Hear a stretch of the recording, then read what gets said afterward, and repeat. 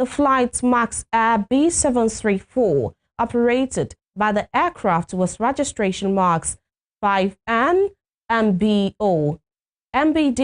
on landing at the airport at 10:51 p.m. So suffered a wheel landing gear collapse and a tire burst while landing on the runway at the airport, throwing passengers into panic. However, the 6 crew members and 53 passengers on board did not suffer any major injuries during the incident. According to the Federal Airports Authority of Nigeria, the runway has since been cleared and flight operations have resumed at the airport. The regulator said the Nigerian Safety Investigation Bureau has also initiated an investigation into the occurrence. There was chaos at the National Secretariat of the People's Democratic Party, PDP, in Abuja on Wednesday, when supporters of Samuel Anyanwu, the embattled National Secretary of the party, and those of Okoye, who is also laying claim to the office of the National Secretary, clashed during the party's Board of Trustees meeting. The Board of Trustees meeting was presided over by the chairman, Adolphus Wabara, and was attended by other prominent members, including the acting national chairman of the party, Umar Damagum, former Niger Governor Babangida Aliyu, former Kaduna Governor Ahmed Markafi, and former Jigawa Governor Sule Lamido. The Board of Trustees, being the conscience of the party, had called a meeting to address the issue of the National Secretary that has split the PDP National Working Committee into 2 groups. However, the Board of Trustees meeting was disrupted when warring members of both camps violently clashed over the unsettled matter. Security has since been beefed up at the Wadata Plaza with an increased presence of police and officers of the Department of State Services. So Judicial Matters convener of the Revolution Now protest, Omoyele Sowore, has been arraigned by the Nigeria Police Force on charges of cybercrime before Justice Musa Liman of the Federal High Court, Abuja. Sowore had honored the invitation of the police on Monday when he was questioned at the Force Criminal Investigation Department. He was subsequently granted administrative bail but rejected the conditions of bail and remained in custody. The police later filed a 16-count charge of cybercrime against him. In count 3, the police said Sowore on December 20, 2024, through his ex-handle, called the Inspector General of Police, Kayode Egbetokun, the illegal RG of Nigeria Police Force. The police also alleged that Sowore, through his ex-handle, said the RGP Kayode Egbetokun will destroy the Nigeria Police if action is not taken now. Meanwhile, he pleaded not guilty to 16-count charge of alleged cybercrime. The Federal High Court sitting in Ado-Ekiti has struck out the criminal charge filed by the police against Lagos-based legal practitioner and author Dele Farotimi. Justice Babs Kwewumi struck out the charge following an application by the police prosecutor Samson Osobo. Osobo told the court that the prosecution had filed a notice of discontinuance. There was no objection from lawyers to Farotimi, led by Senior Advocate of Nigeria, Adeyinka Olumide Fushika. Outside the courtroom, Olumide Fushika told journalists that the case had been concluded at a particular court but declined to comment on related matters pending in other courts. He also said he had advised Farotimi against granting press interviews on the matter. It should be recalled that another criminal charge filed by the police against Farotimi is still pending before the magistrate court, also in Ado-Ekiti. There are also civil cases against Farotimi pending before the FCT High Court, Abuja, the Ogun State High Court, Oyo State High Court, and Rivers State High Court, which were filed by lawyers in the Afe Babalola chambers in those states. Meanwhile, the organizing secretary of the Pan-Yoruba socio-political group, Afenifere Abagun Omololu, has declared that the group has no other national leader besides Fariban Fashoranti. Omololu made this known in a statement released on Wednesday while reacting to the appointment of human rights activist and lawyer Dele Farotimi as the National Organizer Secretary of the Pa Ayo Adebanjo-led faction of the group. Farotimi's appointment was announced in a communique issued on Tuesday following the faction's general meeting at Adebanjo's residence in Isoya Obo, Ogun State. However, Omololu insisted that Fasharoti remains the only authentic leader of Afenifere. Afenifere appointed Adebanjo as acting leader in 2022, but in January 2024, the group annulled the office of acting leader, effectively removing him from the position. Subsequently, the association formed a new body known as the Afenifere Elders Caucus, listing Adebanjo as one of its members. The Aláàfin of Ọ̀yọ́, Ọba Abímbọ́lá Owóadé I, has ordered the immediate dissolution of an unauthorized coronation committee allegedly set up by a group of individuals without his approval. In a statement on Wednesday in Ibadan, the Ọ̀yọ́ state capital, the monarch wants that any further meetings or activities related to the committee would be considered illegal and would not be tolerated. Oba Owóadé emphasized that any committee or event related to his coronation must receive prior approval from his office. The Aláàfin further directed all individuals involved to immediately cease any engagement in connection with the committee.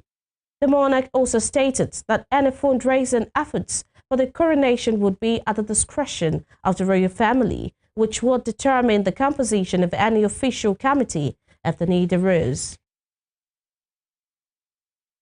The talking security, suspected bandits attacked the residence of the chairman of Malum Fashe local government area, Katsina State, Maharazu Dai, on Tuesday, killing a police officer. The assailants shot Police Corporal Shamsuddin Lawal. Confirming the incident in Katsina, the police public relations officer, DSP Abubakar Sadiq, stated that the officer was shot and taken to hospital, where he was pronounced dead. Although it remains unclear if there were other casualties, but security operatives reportedly thwarted the assailants' attempt to break into the residence. Operatives of the Ogun State Police Command have rescued 3 kidnapped victims who were allegedly abducted along the Shagamu-Ijebu-Ode Expressway. The officers also neutralized 5 suspects in a shootout with anti-kidnapping operators. The command spokesperson, Omolola Odutola, disclosed this in a statement released on Wednesday. The suspects allegedly abducted the victims after attacking their vehicle near the Elisha Remo corridor of the expressway around 7 p.m. on Saturday. Odutola stated that upon receiving a distress call about a robbery, the area commander swiftly mobilized a crack team of officers to the scene. She added that upon spotting the police, the suspects opened fire on the police squad, who returned fire, resulting in the death of 5 suspects. She noted that items recovered from the scene included 1 AK-47 rifle, 10 rounds of 5.6 mm caliber ammunition, 5.2 million naira suspected to be process of crime, and 3 mobile phones. Staying with security, the Chief of the Air Staff, Air Marshal Hassan Abubakar, has reaffirmed the Nigerian Air Force's commitment to national security, vowing to bring justice to criminals operating in ungoverned spaces across the country. Speaking at the 2025 Administration and Personnel Seminar in Abuja on Wednesday, Abubakar declared that the Air Force's operations will ensure that those who take up arms against the state are found fixed and neutralized. Abubakar also disclosed that the Nigerian Air Force has witnessed an 86% increase in manpower over the last 13 years, with the number of airmen and airwomen doubling since 2013. The Chief of the Air Staff said at the current pace of recruitment, the Air Force has projected to exceed 30,000 personnel by 2027, reinforcing its operational capabilities. Meanwhile, Abubakar highlighted that a growing force demands better career management, performance evaluation, accommodation, healthcare, and welfare incentives to sustain operational efficiency and morale. In the meantime, the Lagos State government has announced plans to launch a 500 million naira intervention fund called ONJ Co-Farmers Subsidy Program from next week Wednesday. The State Commissioner for Agriculture and Food Systems, Abisola Olusoya, made this known on Wednesday during a press conference at Alausa, Ikeja. She said the subsidy program for farmers in Lagos is aimed at providing affordable domestic food sufficiency for over 23 million residents of Lagos State. According to her, the intervention program will be implemented in collaboration with private sector and other stakeholders in the agriculture sector to ensure fair pricing of products for end users. Olusoya explains that the state government will be supporting farmers with a 25% subsidy of animal feeds in their production to markets. The farmers include poultry, crops and fish farmers, with the government supporting them with tractorization services for crop production as well as distribution of bags of fertilizers. The Osun State Independent Electoral Commission, (OSIEC), has pledged its independence and preparedness towards the conduct of the upcoming local government election. Chairman of the commission, Barrister Hashim Abioye, revealed this at a panel program tagged Frontliners, organized by Osun League of Veteran Journalists. Lydia Adegbaji completes the story.